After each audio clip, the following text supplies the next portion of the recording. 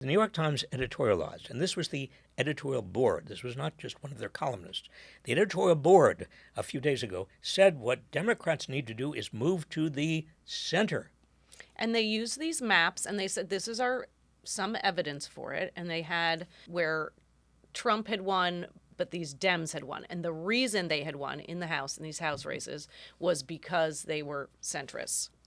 No, but you look behind the facade of the New York Times reasoning, and you see that every one of these so-called centrists, they actually appealed and used Trump's red meat. They actually were anti-immigration, or they said we need, more law and order. We need to have troops in here, or they used kind of anti-bureaucratic. They say the real problem is bureaucracy.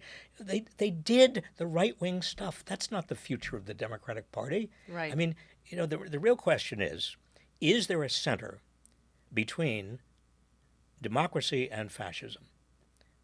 There is none. There is none. Hello? Hello. New York Times, political operatives in the Democratic Party. New York Times, I'm going to include you because what you did, you said. And I like the New York Times, basically. But I'm going to say something to you that's really very, very important. Don't ever talk about Democrats having to move to the center, because there is no center between fascism and democracy. That's what we are dealing with right now. Okay? Do you get that? Did they get it?